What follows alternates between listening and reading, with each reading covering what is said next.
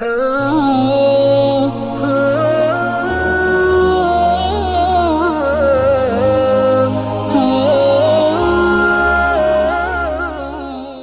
کے نیچے سبسکرائب کے بٹن پہ کلک کریں، بیل کے آئیکن پہ کلک کیجئے تاکہ ہر نئی ویڈیو کی نوٹیفیکیشن آپ کو مل جائے۔ ابن حجر منبہات میں لکھتے ہیں یہ گفتگو چل رہی تھی، حضرت جبریل امین آئے، انہوں نے کہا یا رسول اللہ، اللہ نے آپ کی بات سنی ہے، لما سمع مقالتکم امرنی، اللہ نے جب تمہاری بات سنی تو مجھے فرمایا کہ جاؤ ان سے جا کر پوچھو اگر میں جبریل اہل دنیا میں سے ہوتا تو میں کیا پسند کرتا۔ حضور پاک صلی اللہ علیہ وسلم فرمان لگے ان کنت من اہل دنیا ما تحب، اگر تو اہل دنیا میں سے ہوتا تو بتا جبریل تو کیا پسند کرتا۔ انہوں نے کہا ارشاد الضالین، جبریل کی اپنی پسند ہے، ارشاد الضالین وموانست الغرباء القانتین ومعاملۃ اہل العیال الموسرین، اپنی عجیب پسند ہے۔ انہوں نے کہا میری پسند ہے ارشاد الضالین، گمراہ لوگوں کو سیدھا راستہ دکھاؤ۔ کیوں؟ جبریل نے گمراہوں کو تڑپ تڑپ کے مرتے دیکھا ہے، جبریل نے گمراہوں کو عذاب مبتلا ہوتے دیکھا ہے، جبریل نے خوبصورت چہروں کو جہنم میں جاتے دیکھا ہے، تو جبریل پھر ہی پسند کریں گے نا کوئی جہنم میں نہ جائے۔ فرعون جیسے بادشاہوں کو ایڑیاں رگڑ کے تڑپ تڑپ کر مرتے دیکھا ہے، کہا ارشاد الضالین، مجھے پسند ہے گمراہ لوگوں کی رہنمائی کروں، وہ جنت کی طرف آ جائیں۔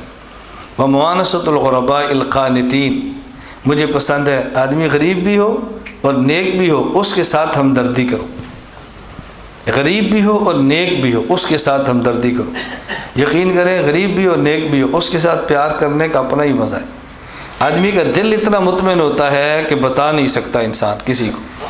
نمبر 3 ومعاونت اہل العیال الموسرین، کسی آدمی کے بچے زیادہ ہوں اور ہوں غریب اس کے ساتھ مدد کرو، مجھے بہت پسند۔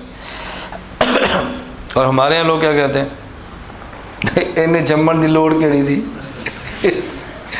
اتنے بچے کیا ضرورت تھی، اب جو تو پریشان ہوتا ہے تو اتنے نہ کرتا نا، 2 بچے اچھے بس ٹھیک تھا، کیا ضرورت تھی۔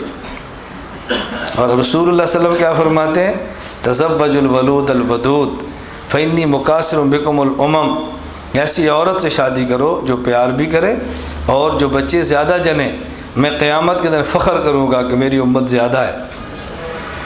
محدثین فرماتے ہیں کیسے پتہ چلے کہ بچے زیادہ ہوں گے؟ فرمایا ایسے خاندان کی عورتیں دیکھو جن کے بچے زیادہ ہوتے ہیں، شادی وہاں پہ کرو، یہ رسول اللہ صلی اللہ علیہ وسلم کی خواہش ہے۔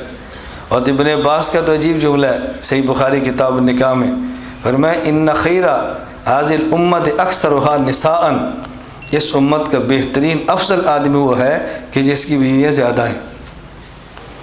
اب یہ ہمیں سمجھ کیوں نہیں آتی؟ آپ بتاؤ ایک بندہ نفل کم پڑھے اور ایک زیادہ پڑھے تو زیادہ نیک آپ کس کو سمجھتے ہیں؟